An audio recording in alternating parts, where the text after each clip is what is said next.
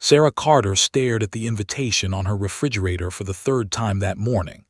Community Day at Riverside Park, meet your local heroes, the colorful flyer announced. Smiling police officers, firefighters, and their K-9 partners decorated the border. For most parents, this would be an exciting opportunity. For Sarah, it felt like another reminder of everything her daughter was missing. 3-year-old Emma sat at the kitchen table, methodically arranging her breakfast cereal into perfect little rows. She didn't look up when Sarah entered the room. She didn't make a sound. Emma hadn't made a meaningful sound in all her 3 years of life. Sarah remembered the day her world changed forever. Emma was 18 months old, and the pediatrician's words still echoed in her mind. "Mrs. Carter, I'm concerned about Emma's developmental milestones. She should be speaking by now." That appointment was the first of hundreds. Specialists, therapists, neurologists, they'd seen them all. The diagnosis came like a crushing weight: severe expressive language disorder with unknown etiology. Translation: they had no idea why Emma couldn't speak, and they didn't know if she ever would. "Good morning, sweetheart," Sarah said softly, kissing Emma's blonde curls. Emma looked up briefly, her blue eyes bright and intelligent, then returned to her cereal arrangement. Those eyes killed Sarah sometimes. She could see her daughter thinking, processing, understanding everything around her. Emma was trapped inside her own silence, and Sarah felt helpless to free her. The kitchen counter was cluttered with communication devices, picture cards, electronic tablets with speech apps, sign language flashcards. They tried everything. Emma would point to pictures when she wanted something, but never a sound passed her lips. Not mama, not hungry, not even a cry for help. The silence had become a presence in their home, an invisible wall between Emma and the rest of the world. Sarah's phone buzzed. Another message in the support group for parents of nonverbal children. "Anyone else feel like giving up today?" a mother in Ohio had posted. Sarah understood that feeling intimately. Last week, she'd locked herself in the bathroom and sobbed for 20 minutes after watching a video of her friend's 2-year-old reciting the alphabet. The jealousy had consumed her, followed immediately by crushing guilt. What kind of mother was jealous of other children? "Emma, honey, do you want to go to the park today?" Sarah asked, holding up the invitation. Emma glanced at it but showed no reaction. Sarah had learned to read her daughter's subtle cues. A slight lean forward meant interest. A turn away meant no. Emma remained neutral, which Sarah interpreted as willingness. The truth was, Sarah needed to get out of the house. The walls of their small Portland apartment felt like they were closing in. Every toy, every book, every communication tool was a reminder of the conversations she'd never have with her daughter. Other mothers complained about their children talking too much. Sarah would give anything to have that problem. She dressed Emma in her favorite yellow sundress, the one with tiny daisies. Emma loved yellow, though she'd never told Sarah that with words. Sarah just knew from the way her daughter's eyes lit up whenever she wore yellow clothes or played with yellow toys. These were the kinds of communications they shared: silent, incomplete, heartbreaking. As they walked the 6 blocks to Riverside Park, Sarah noticed everything Emma couldn't tell her about. A dog barked from a yard. Emma couldn't say doggy. An ice cream truck drove past playing its cheerful tune. Emma couldn't ask for a treat. Other children ran past them, shouting and laughing. Emma remained silent, watching the world go by like an observer trapped behind glass. "Maybe today will be different," Sarah whispered to herself, a mantra she'd repeated so many times it felt hollow. But what else could she do? Hope was all she had left. The therapist said to keep exposing Emma to new experiences, new people, new situations. Maybe something would click. Maybe one day a miracle would happen. Sarah had stopped believing in miracles 6 months ago. The park came into view, already crowded with families. Colorful booths lined the walkways: fire trucks, ambulances, police vehicles. Children squealed with delight, climbing on equipment and asking endless questions. Sarah felt the familiar ache in her chest. Emma would never ask those questions. She spotted the K-9 demonstration area near the center of the park. A crowd had gathered around several police officers and their dogs. German shepherds, Belgian Malinois, even a friendly-looking Labrador. The dogs sat obediently beside their handlers while officers explained their training and duties. Sarah almost turned away. What was the point? Emma couldn't ask about the dogs. She couldn't express excitement or fear. They'd be just another silent observers in a world full of noise. But something made Sarah stop. Maybe it was the desperation that had been building for 3 years. Maybe it was the beautiful June sunshine that seemed to promise better things. Or maybe it was the way Emma's entire body had suddenly gone still, her eyes fixed on something in the distance. Sarah followed her daughter's gaze and saw a magnificent German shepherd sitting beside a tall officer in uniform. The dog was large, powerful, with a sleek black and tan coat and alert, intelligent eyes. Even from 30 feet away, Sarah could sense the animal's strength and discipline. Emma's small hand tightened around Sarah's fingers, a rare gesture of intensity. Sarah looked down at her daughter and saw something she hadn't seen in months: complete, absolute focus. Emma wasn't just looking at the dog, she was transfixed, as if every fiber of her being was drawn to that animal. "Do you want to see the doggy?" Sarah asked gently, not expecting an answer. She never expected answers anymore. Emma didn't nod or shake her head. She simply started walking, pulling her mother toward the K9 demonstration with a determination Sarah had never witnessed before. Whatever was happening, whatever Emma was feeling, it was powerful enough to override everything else. Sarah's heart began to race. She didn't know why, couldn't explain the sudden electric feeling in the air. She only knew that something was different about this moment. Something was about to change. As they walked toward the crowd, toward the police officer and his remarkable dog, Sarah whispered one more prayer into the universe. "Please, please let something happen today." She had no idea that her prayer was about to be answered in a way that would shock everyone and change thousands of lives forever. Officer Jake Mitchell had been a cop for 12 years, but he'd never felt truly complete until Rex came into his life. The 3-year-old German shepherd wasn't just his K9 partner. Rex was his brother, his protector, his best friend. Together, they'd accomplished things Jake never thought possible. "All right, buddy, you ready for this?" Jake asked, adjusting Rex's official police vest. The dog's ears perked up, his dark eyes alert and intelligent. Rex always knew when they were about to work, even if that work was just a community demonstration. Jake surveyed the growing crowd at Riverside Park. Families clustered around the various emergency service displays. Children climbed on fire trucks, tried on oversized firefighter helmets, and pressed every button they could reach on the ambulances. The K9 area was always popular, but it made Jake nervous. Not because of Rex, his partner had the temperament of a saint, but because people didn't always understand what police dogs were capable of. Rex wasn't a pet. He was a highly trained officer of the law who'd been through more dangerous situations than most people could imagine. Just 6 months ago, Rex had tracked a missing 5-year-old girl through dense forest for 11 miles. The child had wandered away from a camping site, and every minute that passed decreased her chances of survival. Rex had worked through rain and darkness, never losing the scent, never giving up.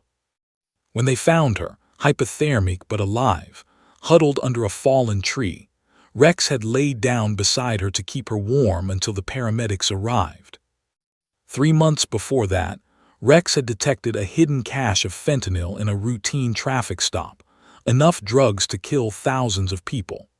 The driver had been part of a major trafficking operation, and Rex's nose had cracked the case wide open. Last year, Rex had saved Jake's life. They'd been pursuing a suspect through an abandoned warehouse when the man had circled back, gun drawn, hidden in the shadows. Jake never saw him, but Rex did. The dog had launched himself at the gunman a split second before he fired, knocking the weapon away and giving Jake time to respond.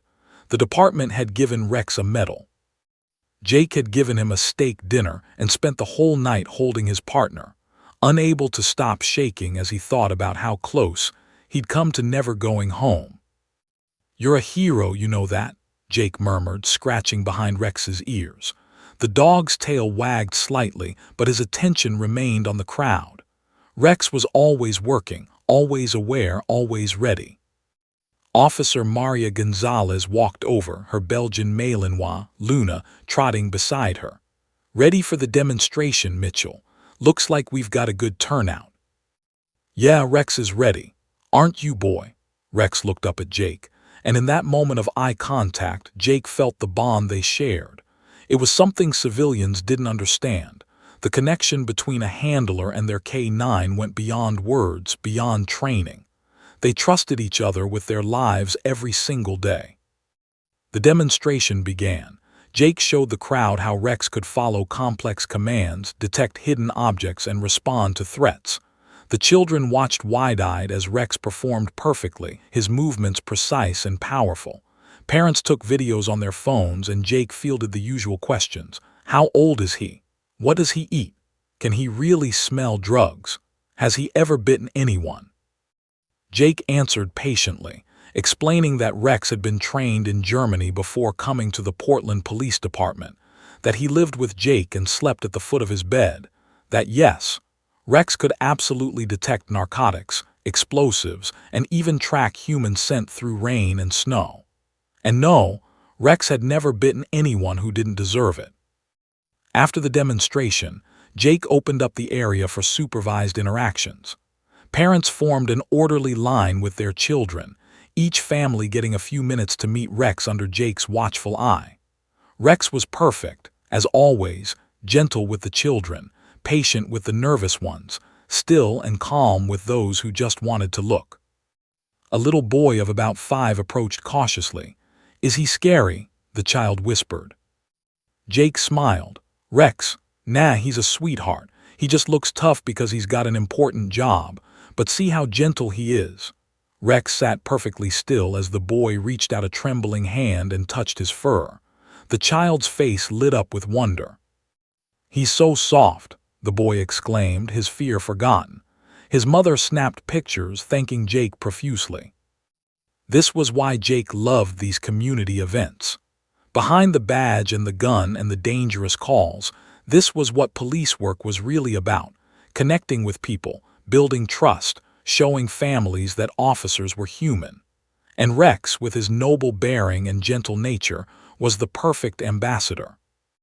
Jake was talking to a teenager interested in becoming a K9 handler when he felt Rex shift beside him. It was subtle, just a slight change in posture, a redirection of focus.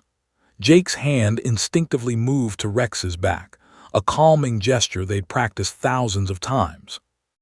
"What is it, boy?" Jake murmured, following Rex's gaze. That's when he saw her. A tiny girl, maybe 3 years old, with golden blonde curls and a yellow sundress, standing at the edge of the crowd. She wasn't moving, wasn't crying, wasn't making any sound at all. She was simply staring at Rex with an intensity that made Jake's breath catch. He'd seen a lot of reactions to Rex over the years: fear, excitement, curiosity, nervousness. But he'd never seen this.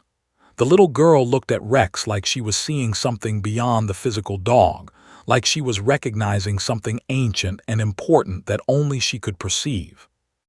Rex's entire demeanor changed.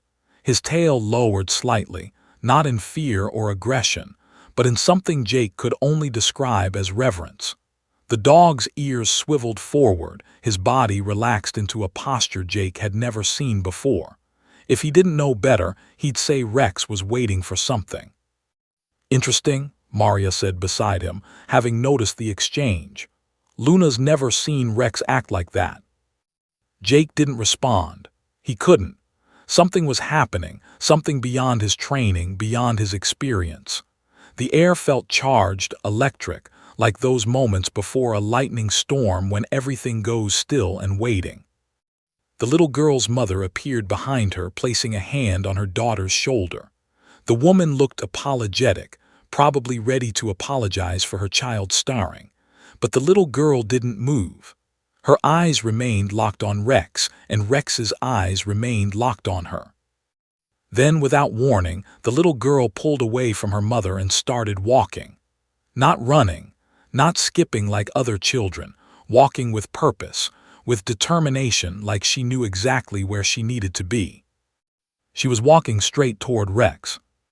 Jake's training kicked in. His hand tightened on Rex's lead, ready to intervene if necessary. But something in his gut told him to wait, to watch, to let this moment unfold.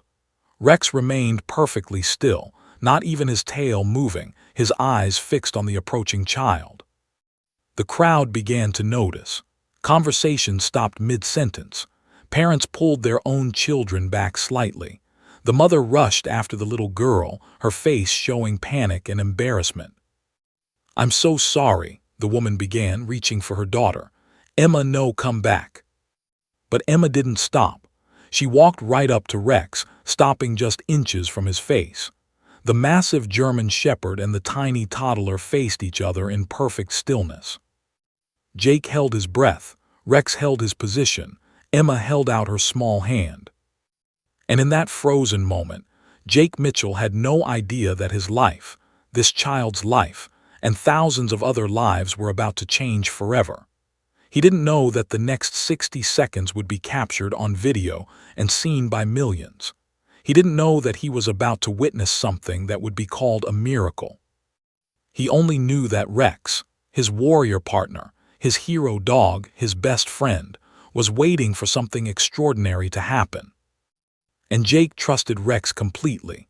Time seemed to fracture into slow motion. Sarah's heart hammered against her ribs as she watched her daughter, her silent, unpredictable daughter, walk directly toward a police dog that outweighed her by 80 pounds. Every maternal instinct screamed at her to grab Emma and pull her back to safety, but something deeper, something inexplicable, made her freeze in place. "Emma, sweetie, wait," Sarah's voice cracked, but Emma didn't turn around, didn't acknowledge her mother at all. The little girl moved with a strange grace, her yellow sundress swaying with each deliberate step, her eyes never leaving Rex's face. Officer Jake Mitchell's muscles tensed. His fingers wrapped tighter around Rex's lead, every nerve in his body on high alert. He'd seen children approach Rex thousands of times, but never like this. Never with this kind of magnetic pull, as if an invisible thread was drawing the child and the dog together. Rex remained still, but Jake could feel something different in his partner's energy, a humming awareness, an anticipation.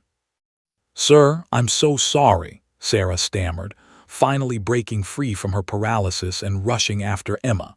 She's never done anything like this before. She doesn't usually approach strangers, and I don't know what's gotten into her. "It's okay," Jake said softly, holding up his free hand in a calming gesture. His cop instincts told him not to make sudden movements.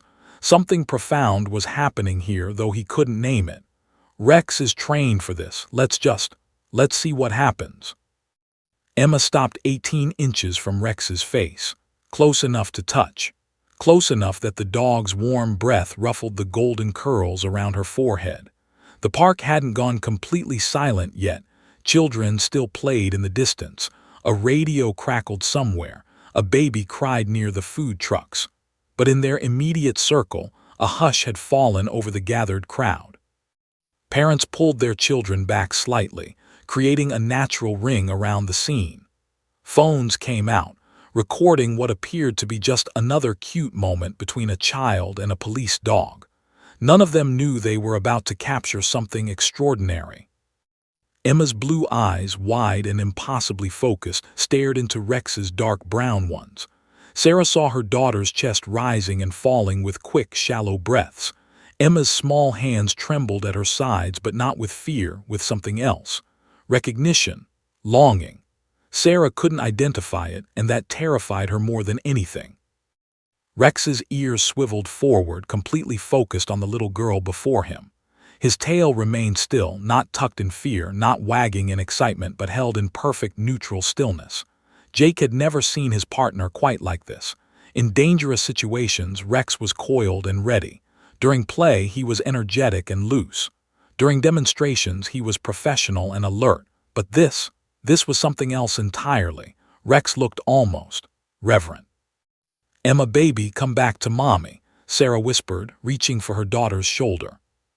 But Emma shrugged off her mother's hand without breaking eye contact with Rex. Sarah's breath caught in her throat. Emma had never dismissed her like that before. The little girl was always responsive to touch, even if she couldn't speak. This dismissal was so unlike her that Sarah felt a wave of fear wash over her. Had something happened to Emma? Was she having some kind of episode? Maria Gonzalez leaned toward Jake and whispered, "I've been handling K9s for 8 years. I've never seen anything like this." Jake couldn't respond. His entire world had narrowed to Rex and this mysterious child who seemed to have cast some kind of spell over his unshakable partner. Emma's right hand lifted slowly from her side. Her fingers uncurled, palm facing upward, in a gesture that seemed far too ancient and knowing for a 3-year-old.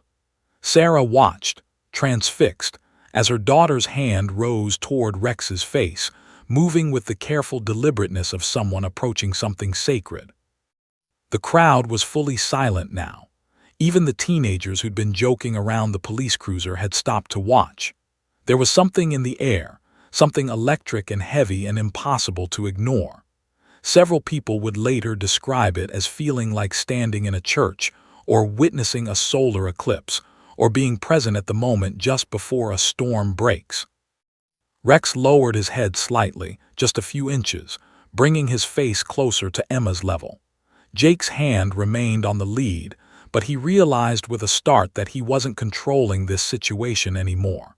Rex was making his own choices, operating on some instinct that went deeper than training. Emma's fingertips hovered an inch from Rex's nose.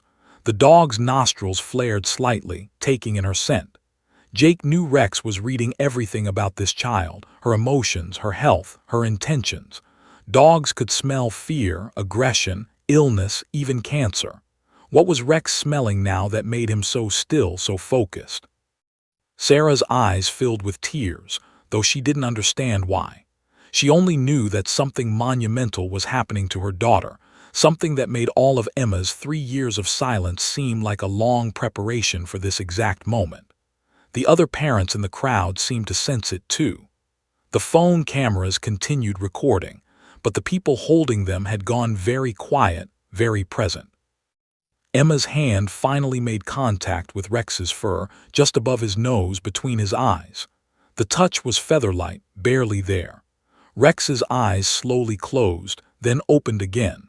The dog's entire body seemed to exhale, releasing some tension Jake hadn't even realized was there. The little girl's lips parted slightly. Sarah's heart nearly stopped. She'd seen Emma's lips part a million times, before eating, before crying, before yawning. But this was different. Emma's expression held a clarity, a purpose, an awareness that made her look older than her 3 years. Jake felt Rex's body shift beneath his hand. Not pulling away, not moving toward, just shifting, settling, preparing. For what, Jake couldn't imagine. The June sunshine seemed to intensify, bathing the scene in golden light. A breeze rustled through the park's oak trees, carrying the scent of fresh-cut grass and summer flowers. Somewhere in the distance, a church bell began to chime, marking the hour. Emma's small chest expanded with a deep breath. Her eyes remained locked on Rex's. Her hand stayed pressed against the warm fur between his eyes, and her mouth opened wider, her throat working, her vocal cords preparing to do something they had never done before. Sarah found herself praying again, harder than she'd ever prayed in her life, though she didn't even know what she was praying for. Jake's grip on the lead went white-knuckle tight. The crowd held its collective breath. And in that suspended moment, before everything changed forever, before miracles became reality, before 2 words shocked everyone and transformed thousands of lives, in that perfect, crystalline instant, the whole world seemed to be waiting for one 3-year-old girl to speak. Emma's throat worked, muscles moving in a way Sarah had never seen before. In 3 years of desperate watching, Waiting, hopping for any sound to emerge from her daughter's lips, Sarah had memorized every expression, every movement of Emma's face. But this was new. This was different. The little girl's lips formed a shape, rounded, deliberate, purposeful. Her vocal cords vibrated, producing a sound that started deep in her chest. Sarah's knees went weak. She actually felt them buckle slightly as she realized what was happening. Emma was going to speak. Good. The word emerged soft as a whisper but clear as a bell. One syllable, perfectly formed, floating through the air like a butterfly taking flight for the first time. Sarah's hands flew to her mouth, stifling a sob that threatened to explode from her chest. Her vision blurred with tears, but she couldn't blink, couldn't look away, couldn't miss a single microsecond of this moment. Jake Mitchell felt his heart stop, literally stop. He would later describe it to his wife as the most surreal moment of his entire life, including being shot at, including nearly dying in that warehouse, including every dangerous call he'd ever responded to. Nothing, absolutely nothing, had prepared him for hearing this silent child speak. Emma's hand remained pressed against Rex's forehead. The dog's eyes stayed locked on hers, patient and knowing, as if he'd been waiting for this exact moment since the day he was born. The connection between them was visible now, almost tangible, a golden thread of understanding that needed no explanation. And boy, the second word completed the sentence. Two simple words, two syllables that changed everything. Good boy. Emma said it again, stronger this time, her voice gaining confidence with each repetition. Her face transformed. The intense concentration melted into pure joy, into wonder, into the radiant smile of a child who just discovered she had wings. The park exploded. Sarah's scream of joy shattered the silence like breaking glass. She collapsed to her knees on the grass, her hands clutching her chest as sobs racked her entire body. 3 years of grief, frustration, fear, and desperate hope poured out of her in huge, gasping cries. She crawled forward on her knees, reaching for Emma, her whole body shaking. Oh my God, she spoke. Emma, baby. Sarah's words tumbled over each other, incoherent with joy and disbelief. The crowd erupted in applause and cheers in their own tears. Complete strangers were crying, embracing each other, pointing at Emma with expressions of awe and wonder. Phone cameras shook as the people holding them wept. A grandmother in the back row dropped her purse, hands clasped to her heart. A teenage boy wiped his eyes quickly, embarrassed by his tears but unable to stop them. Jake's vision swam as tears spilled down his cheeks. He, a 12-year veteran officer who'd maintained composure through countless tragedies, who prided himself on professional detachment, stood there crying like a baby. His free hand covered his mouth as he watched Emma continue to pet Rex, continuing to speak. Good boy, doggy. Emma's voice grew stronger with each repetition, as if every word unlocked more words, as if a dam had broken and language itself was flooding through her. Maria grabbed Jake's arm, tears streaming down her face. Did you see that? Did you just see that? She was laughing and crying simultaneously, her professional composure completely abandoned. Rex's tail finally moved, a slow, gentle wag that seemed to acknowledge what had just happened. The dog pressed his forehead more firmly against Emma's hand, a gesture of comfort and connection. His eyes never left the little girl's face, and in that moment, Jake swore his partner understood exactly what miracle he'd just helped create. Sarah reached Emma and pulled her into a fierce embrace, rocking back and forth on her knees. You spoke, baby. You spoke. Say it again, sweetheart, please say it again. Emma pulled back slightly, looking at her mother with that same radiant smile. Good boy, Mama. The doggy is a good boy. Sarah's sobs intensified.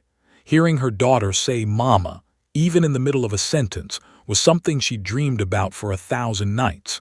She pressed kisses all over Emma's face, laughing and crying, unable to form coherent words herself. The crowd pressed closer, everyone wanting to witness this miracle up close. Parents held their children up to see. Elderly couples clutched each other, remembering their own grandchildren. A woman in a blue dress pulled out her rosary, praying and weeping. A man with a camera crew badge had abandoned his professional videography to just stand there, openly weeping, his expensive camera hanging forgotten around his neck. Jake finally found his voice, though it came out rough and broken. "I've been a cop for 12 years, he announced to no one and everyone. "I've seen a lot of things, but this is—" He couldn't finish. He just shook his head in wonder, tears continuing to roll down his face. An older officer, Captain Richards, pushed through the crowd. The grizzled veteran known for his tough demeanor had tears in his eyes too. "Mitchell, I don't know what just happened here, but—" He paused, swallowing hard. "But that's the most beautiful thing I've ever witnessed in 30 years of service." Emma turned back to Rex, her small hand reaching for him again. "Can I hug the good boy?" Sarah laughed through her tears. "Yes, baby, yes you can." She looked at Jake with pleading, grateful eyes. "Can she, please?" Jake could only nod, not trusting his voice. He watched as Emma wrapped her tiny arms around Rex's neck, burying her face in his fur. The mighty police dog who'd taken down criminals and saved lives sat perfectly still and let this little girl hold him, his tail wagging softly. "Good boy," Emma whispered into Rex's fur. "You're such a good boy." The words were simple. The words were ordinary. Parents said them to dogs thousands of times every day. But in this moment, in this place, spoken by this child who had never spoken before, they were the most extraordinary words anyone had ever heard. Sarah looked up at Jake, her face wet with tears, her expression radiating gratitude that went beyond language. "Thank you," she mouthed, knowing her voice wouldn't carry over the emotion choking her. Jake knelt beside Rex, his hand on his partner's back, watching Emma cuddle the dog who'd somehow unlocked her voice. He thought about all the calls they'd responded to, all the lives they'd saved, all the good they'd done. Nothing compared to this. Nothing ever would. Around them, the crowd continued to celebrate, to cry, to bear witness to a miracle happening in real time. Videos were already uploading to social media. Within hours, the story would spread. Within days, it would go viral. Within weeks, it would change therapy programs nationwide. But in that moment, none of that mattered. In that moment, there was only a little girl, finally finding her voice, and a noble dog who'd helped her discover it, proving that sometimes the most profound miracles come wrapped in fur and delivered with a wagging tail. "Good boy," Emma said again, pulling back to look into Rex's eyes. "Best boy." And somewhere in heaven, angels were surely weeping too. 20 minutes passed, but time felt meaningless. Sarah sat on the grass with Emma in her lap, still trembling, still crying, unable to process the magnitude of what had just happened. Emma continued petting Rex, who'd settled into a sphinx position beside them and talked, actually talked, in complete sentences. "The doggy has soft ears, Mama. His nose is cold and wet. I like him so much." Every word was a knife and a healing balm simultaneously, cutting through 3 years of silent agony while stitching Sarah's broken heart back together. She held Emma tighter, rocking slightly, afraid that if she let go, the spell would break and silence would return.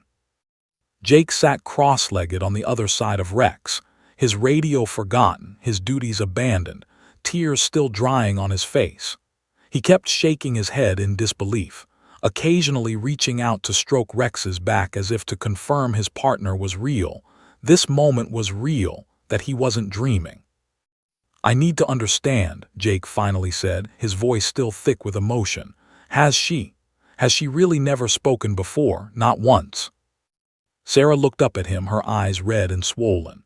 "Not one word, not one sound. We've seen 17 different specialists. Speech therapists, neurologists, developmental pediatricians, psychiatrists. We've tried everything: special diets, supplements, communication devices, sign language, music therapy, sensory integration therapy." Her voice cracked. We spent our entire savings. I took second jobs. Her father left us because he couldn't handle it anymore. The confession hung in the air. Sarah had never told anyone that last part, but somehow, in this moment of impossible joy, the truth spilled out. Emma's father had walked away when she was 18 months old, unable to cope with having a daughter who might never speak, never say, "I love you, Daddy," never call him by name. "I'm so sorry," Jake whispered, and meant it with every fiber of his being. The doctors said it was severe expressive language disorder, but they didn't know the cause. They said she understood everything. Her receptive language was actually advanced for her age, but something was blocking her from speaking. They warned me. Sarah's voice dropped to barely a whisper. They warned me she might never talk, that I needed to prepare for a lifetime of silence. Emma looked up at her mother with those bright blue eyes. "Don't be sad, Mama. I can talk now. I can talk to the good boy." She turned back to Rex, resuming her gentle petting. "You're a very good boy, the best boy in the whole world." A fresh wave of sobs racked Sarah's body. The crowd that had gathered closer was growing, people calling friends and family, more parents arriving after hearing about what happened. The videos were already spreading. Someone's Instagram story had been shared 300 times in 15 minutes. Facebook posts were multiplying. The Portland Police Department's social media manager's phone was exploding with notifications. An older woman pushed through the crowd, her face streaked with tears. "Excuse me," she said softly, kneeling beside Sarah. "I'm Dr. Patricia Monroe. I'm a speech pathologist at Oregon Health and Science University. I was here with my grandson and I just witnessed." She paused, composing herself. "In 35 years of practice, I've never seen anything like this. Would you be willing to bring Emma to our clinic? No charge. I need to understand what happened here." Before Sarah could answer, another voice spoke up. "I'm Dr. David Chen, pediatric neurologist at Dornbecher Children's Hospital." A middle-aged Asian man stepped forward, his eyes wide with scientific fascination and human wonder. "I'd like to run some tests too, if you're willing. This could change how we approach nonverbal children." More professionals emerged from the crowd, therapists, researchers, doctors who'd come to the park with their own families and stumbled onto a medical miracle. They gathered around Sarah and Emma, not invasively, but with respectful awe, all offering help, resources, expertise. Maria had her phone out making calls.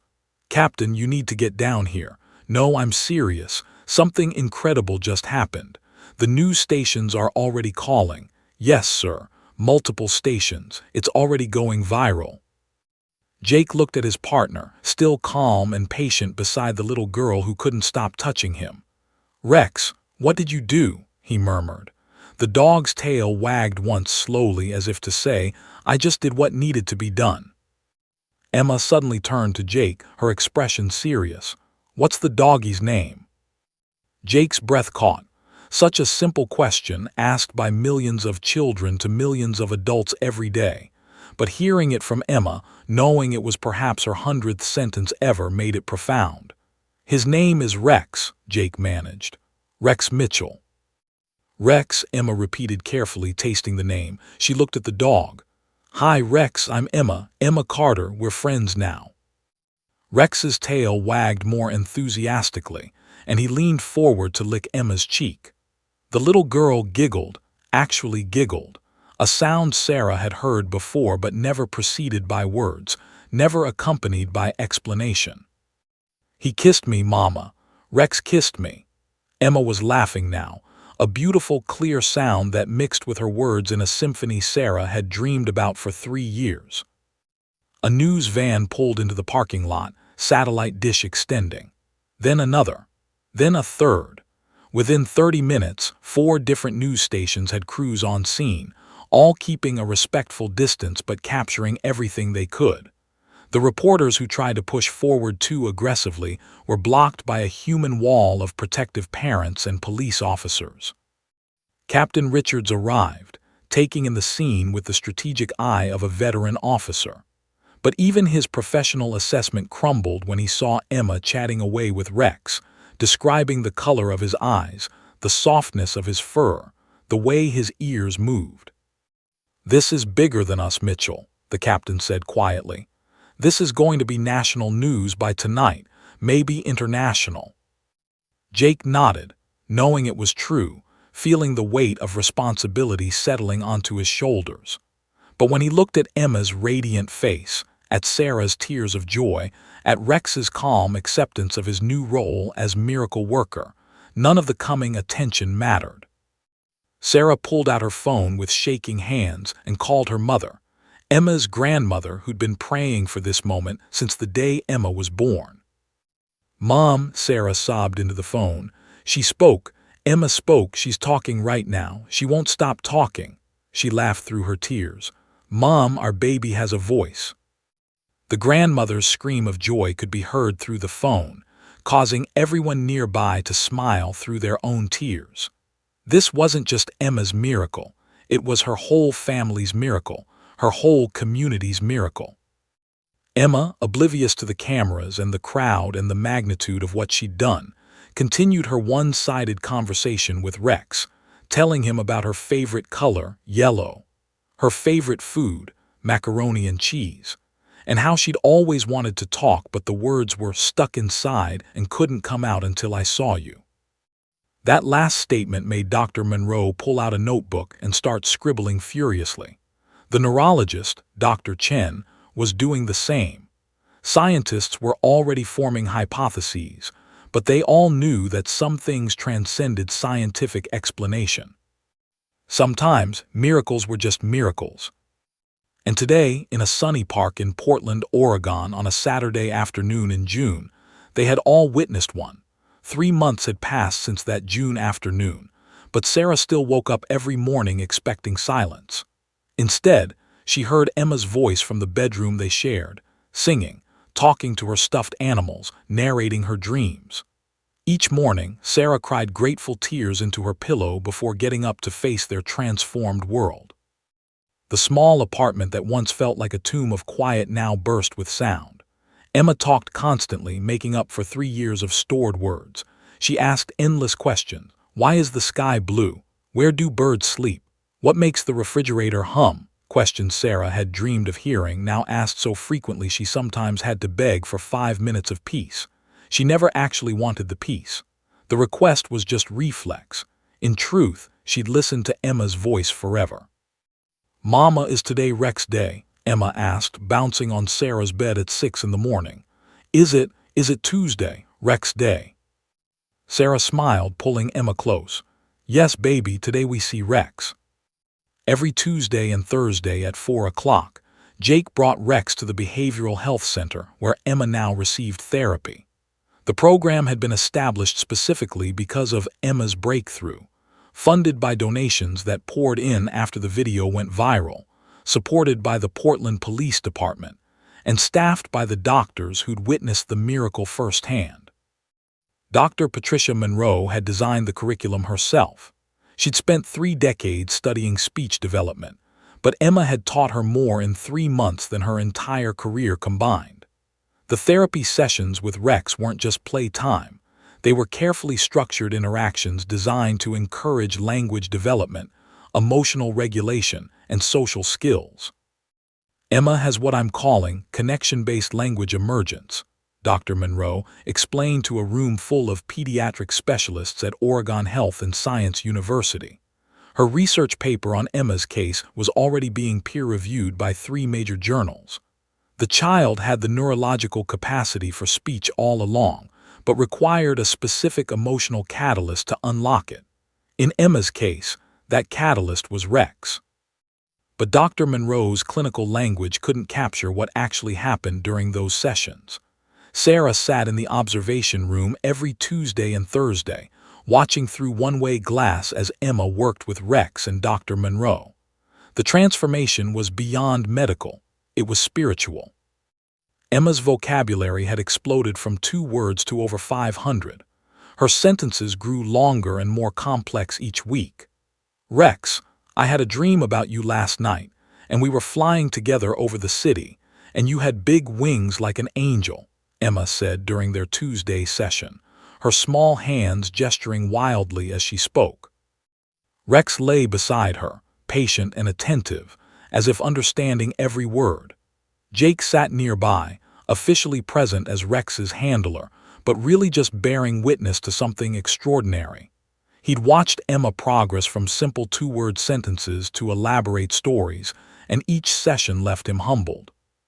"She's not just learning to talk," Jake told his wife over dinner one night. "She's becoming herself, like Rex helped her find the person she was always meant to be." But Emma wasn't the only one being transformed. The Tuesday afternoon session now included 4 other children, all previously nonverbal, all working with trained therapy dogs. The Portland K9 Therapy Initiative had expanded beyond anyone's expectations, with 6 police dogs now certified for therapeutic work. 5-year-old Marcus Chen sat across the room with a golden retriever named Sunny. Marcus had been diagnosed with severe autism and hadn't spoken in his 5 years of life. His parents had traveled from Seattle after seeing Emma's video, desperate for hope. On Marcus's 3rd session, while lying next to Sunny and running his fingers through the dog's soft coat, he whispered his first word: soft. His mother, who'd been watching from the observation room, collapsed in her chair.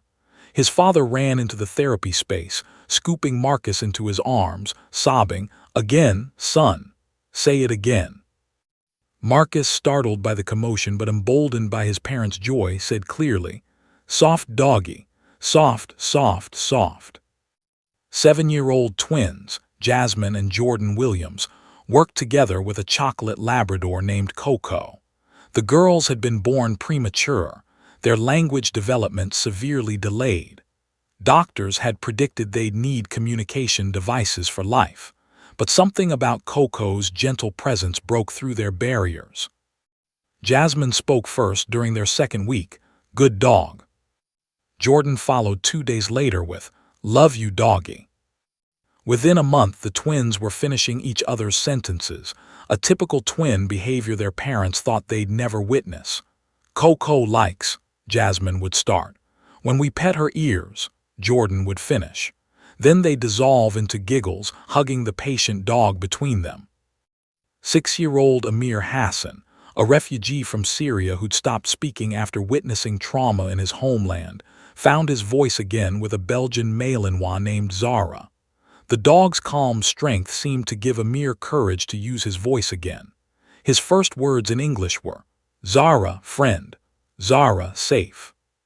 His father, who'd carried guilt about his son's silence for 2 years, broke down when he heard those words. "My boy speaks," he said in heavily accented English, holding Amir close. "He speaks again. Thank Allah he speaks." Dr. David Chen, the neurologist, couldn't explain it scientifically, though he tried. "There's something about the non-judgmental presence of these animals," he told a CNN reporter who came to document the program. "Dogs don't care if you can speak or not. They offer unconditional acceptance. For these children, who may have felt pressure or anxiety about speaking, the dogs create a safe space where language can emerge naturally." But even Dr. Chen knew his explanation fell short. Science could measure brain activity, track neural pathways, document progress. But science couldn't fully explain why Emma looked at Rex and found her voice, or why 4 other children had followed her example. Sarah watched Emma during Thursday's session, curled up against Rex's side, reading him a picture book she'd memorized. And the bunny said to his mother, "I love you more than all the carrots in the garden," Emma read solemnly, her finger tracing the words she couldn't yet decode. "Rex, do you like carrots?" Rex's tail wagged and Emma giggled. "I'll bring you a carrot next time, a big orange one." Jake caught Sarah's eye through the observation window and smiled. They developed their own friendship through this process, 2 people brought together by a miracle, united in their desire to help Emma and the other children thrive. The program was receiving applications from across the country now. Parents of nonverbal children were calling daily, begging to be admitted, willing to relocate to Portland if necessary. The waiting list had grown to over 300 families. Dr. Monroe was working with police departments in 15 cities to replicate the program. She'd given presentations in New York, Los Angeles, Chicago, and Houston. The medical community, initially skeptical, was now scrambling to understand and implement animal-assisted breakthrough therapy.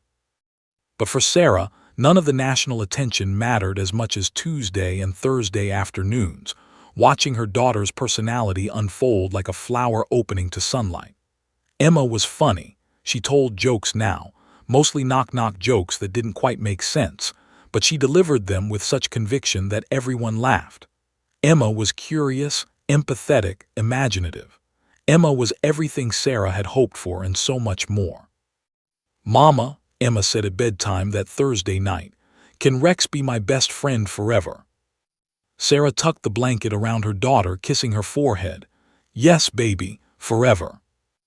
"Good," Emma yawned, clutching her stuffed dog, a German shepherd she'd named Rex Jr.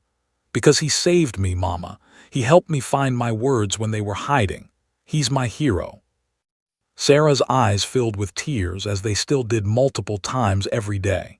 "He's my hero too, sweetheart. Now sleep. Rex will be here next Tuesday." "Promise." "Promise." Emma's eyes drifted closed, a small smile on her lips. Within minutes she was asleep, probably dreaming of flying with Rex again, soaring over cities, free and vocal and whole. Sarah sat beside the bed for a long time, listening to her daughter breathe, occasionally mumbling words in her sleep. 3 months ago, silence had been their constant companion. Now, silence was the rarest commodity in their lives. And Sarah wouldn't have it any other way. 6 months after Emma spoke her first words, Officer Jake Mitchell stood on a stage in Washington, D.C., facing an auditorium packed with law enforcement officials, medical professionals, and government representatives. Rex sat beside him in perfect formation, wearing his dress uniform vest. Jake's hands trembled slightly as he gripped the podium. He was comfortable chasing criminals, not giving speeches to hundreds of people. 6 months ago, I was just doing my job, Jake began, his voice echoing through the massive space. Community outreach, a routine Saturday. I had no idea that my partner Rex was about to change pediatric medicine forever. The audience leaned forward. Emma's video had been viewed 47 million times.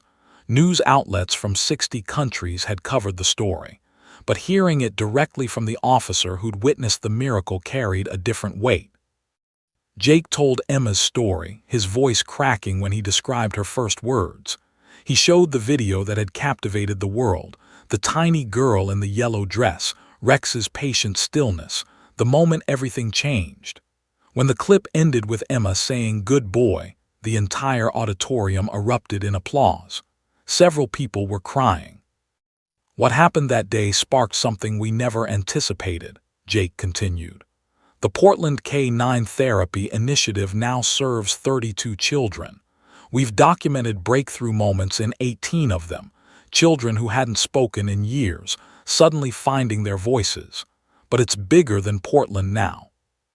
He gestured to a screen behind him, which displayed a map of the United States. Red dots appeared across the country, 43 cities where similar programs had been established in the past 6 months. New York City has trained 15 police dogs for therapy work. Los Angeles has 22. Chicago, Houston, Phoenix, Philadelphia, they're all developing programs based on what happened with Emma and Rex. We're not just changing individual lives anymore. We're changing an entire approach to pediatric speech therapy. In the audience, Dr. Patricia Monroe sat with a stack of research papers on her lap. Her study on Emma had been published in 3 major medical journals. The American Speech-Language Hearing Association had invited her to keynote their annual conference. Universities were offering her research positions with 6-figure salaries. But Dr. Monroe had turned them all down. She was staying in Portland, working with Emma and the growing number of children who needed what Rex and the other therapy dogs provided. Money and prestige meant nothing compared to witnessing miracles every Tuesday and Thursday. Beside Dr. Monroe sat Congressman Michael Torres from Oregon. He'd been so moved by Emma's story that he'd introduced the K-9 Therapy Expansion Act, legislation that would provide federal funding for police departments to train dogs for therapeutic work. The bill had bipartisan support, a rarity in modern politics. Apparently, miracles transcended party lines. "We've received applications from over 1,200 families," Jake continued, his voice stronger now. "Parents willing to relocate, to uproot their entire lives, just for a chance at what Emma experienced. We can't accommodate everyone, which is why we're here today, to ask for your help expanding these programs nationwide." The presentation lasted 45 minutes.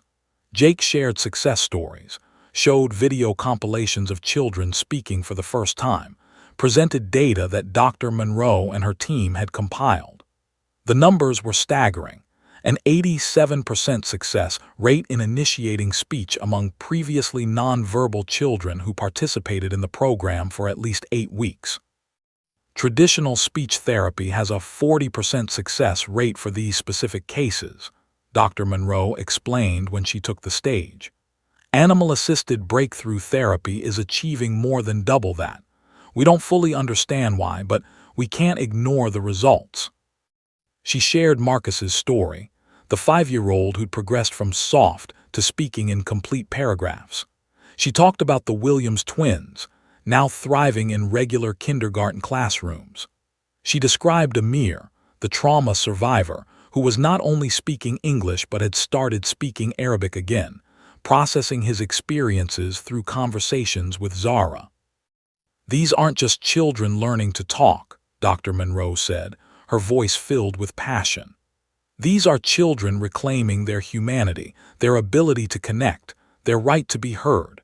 And it's happening because of dogs like Rex and officers like Jake Mitchell, who were willing to believe in something beyond conventional medicine." The standing ovation lasted 3 minutes. Reporters rushed forward. Camera flashes illuminated the stage, but Jake just knelt beside Rex, wrapping his arms around his partner, overwhelmed by the magnitude of what they'd started. Meanwhile, back in Portland, Sarah was preparing for Emma's 6-month evaluation. The apartment was decorated with Emma's artwork, colorful drawings with carefully printed labels. "This is Rex," one drawing announced in Emma's wobbly handwriting. "He is my friend. I love him." Emma attended regular preschool now, thriving among other 4-year-olds. Her teacher, Mrs. Pembroke, had called Sarah last week with an update that made Sarah cry happy tears for the 1,000th time. "Emma gave a presentation to the class today about therapy dogs," Mrs. Pembroke had said. "She stood in front of 20 children and spoke for 5 minutes straight about how Rex helped her find her voice. Sarah, she didn't stutter once. She was confident, articulate, engaging. I've been teaching for 18 years and I've never seen a transformation like this." Sarah had recorded Emma practicing her presentation at home. "My name is Emma Carter and I didn't used to talk, but then I met a police dog named Rex and he helped me be brave. Now I talk all the time. My mama says I never stop talking." Emma had giggled at that last part. The story had inspired more than just therapy programs. Children's hospitals were redesigning entire wings to accommodate therapy animals.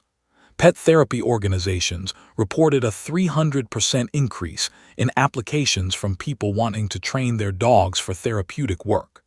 Medical schools were adding animal-assisted therapy to their curricula. Insurance companies, typically resistant to alternative treatments, had started covering K-9 therapy sessions after seeing the data. The economic argument was compelling. 8 weeks of animal-assisted therapy cost less than years of traditional speech therapy with uncertain outcomes. But the most profound changes were happening in individual homes, in families who'd lived with silence and suddenly experienced the chaos and joy of a talking child. The Hassan family's home in Portland now echoed with Amir's voice as he chattered in both English and Arabic. His younger sister, who'd been too young to remember Amir speaking, followed him everywhere, delighted by her talking brother. Marcus's parents had framed his first word, soft, writing it in calligraphy and hanging it above his bed. Beneath it was a photo of Marcus and Sonny, the golden retriever who'd unlocked his voice. The Williams twins performed at their school's talent show, singing a duet they'd written themselves about Coco. Their mother recorded it, crying through the entire performance. Across the country, similar scenes played out. In a suburb of Los Angeles, a 6-year-old said "Mom" for the first time while hugging a therapy dog named Max. In Chicago, a 7-year-old who'd been nonverbal since a car accident whispered "thank you" to a German shepherd named Bear. In Houston, a little boy with Down syndrome surprised everyone by singing "Happy Birthday" to his therapy dog buddy. Each story was unique. Each breakthrough was precious. But they all traced back to one moment on a Saturday in June, when a 3-year-old girl looked at a police dog and found 2 words that changed the world. Jake's speech in Washington concluded with a video message from Emma herself. Her face filled the screen, bright and animated. "Hi, everyone. My name is Emma and I'm 4 years old. I want to say thank you for helping other kids like me find their words. Rex is the best dog in the whole world, and I think every kid should have a Rex. Maybe you can help make that happen. Thank you for listening to my words." The auditorium erupted again. Congressman Torres was already counting votes. The bill would pass. Federal funding would flow. Programs would expand. More children would find their voices. As the conference ended, Jake received a text from Sarah with a photo attached. Emma and Rex, napping together on the therapy room floor, Emma's hand resting on Rex's side, both of them peaceful and content. The caption read, "Your partner is currently occupied. He has important snuggling duties." Jake smiled, showing the photo to Rex. "Look at you, buddy. You're not just a police dog anymore. You're a revolution." Rex's tail wagged once, as if to say he'd always known he was destined for something extraordinary. He just needed to meet a little girl in a yellow dress to discover what that something was. 1 year, 365 days since the moment that changed everything. The anniversary celebration was held in the same park where Emma had spoken her first words, but the small community gathering had transformed into something extraordinary. Over 2,000 people filled Riverside Park on this sunny June afternoon, families whose children had found their voices, police officers from across the nation, medical professionals, reporters, and countless supporters who'd followed Emma's journey. A stage had been erected near the spot where Emma and Rex first connected. Red, white, and blue balloons danced in the breeze. A banner stretched across the back. 1 year of miracles, the K9 therapy revolution. But the real centerpiece was a bronze statue being unveiled later, a life-sized sculpture of a little girl reaching up to touch a German shepherd's face, immortalizing the moment that started it all. Backstage, 4-year-old Emma Carter stood in her special yellow dress, a new one, fancier than the sundress she'd worn a year ago, but yellow nonetheless. She clutched a handmade medal, constructed from cardboard, glitter glue, and an entire bottle of gold paint. She'd worked on it for 3 weeks with fierce concentration, refusing help from anyone. "You ready, sweetheart?" Sarah asked, kneeling to adjust Emma's hair bow. Sarah looked different than she had a year ago, lighter, younger somehow. The weight of 3 years of silent grief had lifted from her shoulders, replaced by the joyful exhaustion of raising a chatty 4-year-old who never stopped asking questions. "Is Rex here yet?" Emma asked, standing on her tiptoes to peek around the curtain. "I need to give him his medal, Mama. He needs to know he's the best hero ever." "He's here, baby. Officer Jake is bringing him to the stage right now." Emma's face lit up with pure joy. Over the past year, her bond with Rex had only deepened. The twice-weekly therapy sessions had expanded into weekend visits, park walks, and even sleepovers where Rex would curl up at the foot of Emma's bed. Jake had become like family. Uncle Jake, Emma called him, and his wife, Rachel, had become another aunt figure. The ceremony began with Mayor Jessica Thornton taking the microphone. 1 year ago, in this very park, we witnessed something that defied medical explanation. A 3-year-old girl who had never spoken found her voice through the most unexpected connection, with a police dog named Rex. The crowd applauded, many wiping their eyes already. Emma's story still had that effect on people. The mayor continued, "What started as one miracle has become a movement. Today, 123 cities across America have K9 therapy programs. Over 800 children have experienced breakthrough moments similar to Emma's. The K9 Therapy Expansion Act passed Congress with overwhelming bipartisan support and was signed into law last month." More applause. Congressman Torres stood and waved from the audience, grinning broadly. "But numbers don't capture the real story," Mayor Thornton said, her voice softening. "The real story is in the families, parents who thought they'd never hear their children say, 'I love you,' siblings who can finally talk and play together, children who have reclaimed their voices and their futures. Today, we celebrate all of them." One by one, families came to the stage. Marcus Chen, now 6, spoke confidently into the microphone. "My name is Marcus, and Sonny helped me learn to talk. I want to be a dog trainer when I grow up so I can help other kids like me." His parents stood behind him, hands on his shoulders, both crying. The Williams twins, Jasmine and Jordan, performed a song they'd written about Coco, their voices harmonizing perfectly. Amir Hassan read a poem in English and Arabic, his father translating the Arabic portions, both of them beaming with pride. 12 more children shared their stories, each one unique, each one miraculous, each one traced back to that June afternoon when Emma said, "Good boy," and proved that sometimes the impossible was just one connection away. Then it was Emma's turn. Sarah walked her to center stage, but Emma insisted on walking to the microphone alone. She was a big girl now. She could do it herself. The crowd fell silent as Emma's small figure approached the microphone. Jake stood to the side with Rex, both of them in full dress uniform. Rex's medals from his police service gleamed on his vest, but they would pale in comparison to what Emma was about to give him. "Hi, everyone," Emma said clearly, her voice projecting across the park. A year of therapy had eliminated any trace of hesitation. "My name is Emma Rose Carter, and I'm 4¾ years old. 1 year ago, I couldn't talk. My words were stuck inside me, hiding, scared to come out." She paused, looking at Rex. The dog's eyes were fixed on her, as they had been from the very beginning. "Then I met Rex. He was the biggest, most beautiful dog I ever saw. When I looked at him, something inside me woke up. It was like he was telling me it was okay to use my voice, that I was safe, that he would protect my words." Sarah's shoulders shook with silent sobs. Around the park, thousands of people cried openly. Emma walked over to Rex, the handmade medal held carefully in both hands.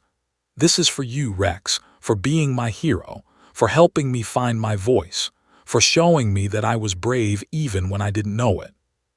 She placed the medal around Rex's neck.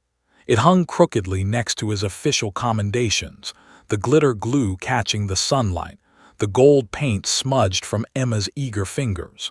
It was the most beautiful medal anyone had ever seen.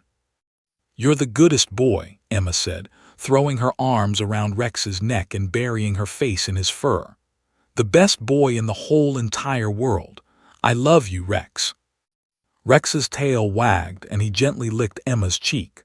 The crowd erupted, applause, cheers, tears, and celebration mixing together in a symphony of joy. Jake stepped forward, kneeling beside his partner and the little girl who'd changed both their lives. "Emma, on behalf of Rex and the entire Portland Police Department, thank you. You've taught us that sometimes the most important police work isn't catching criminals, it's helping little girls find their voices." Officer Mitchell stood, addressing the crowd one final time. "A year ago, Rex and I came to this park thinking it was just another routine day. We had no idea we were about to be part of something extraordinary. Emma didn't just find her voice that day. She gave a voice to thousands of children and families who'd been suffering in silence." He placed his hand on Rex's head, his voice thick with emotion. "My partner here has saved lives, stopped criminals, and served this community with honor. But his greatest accomplishment will always be the day he helped a 3-year-old girl say 2 simple words, 'Good boy.'" The bronze statue was unveiled, Emma and Rex, frozen in that perfect moment of connection.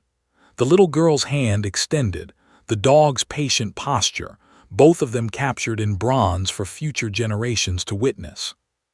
As the ceremony concluded and families mingled, Emma sat on the grass with Rex, describing every person in the crowd to him, telling him stories, asking him questions she knew he couldn't answer but that she asked anyway because she could.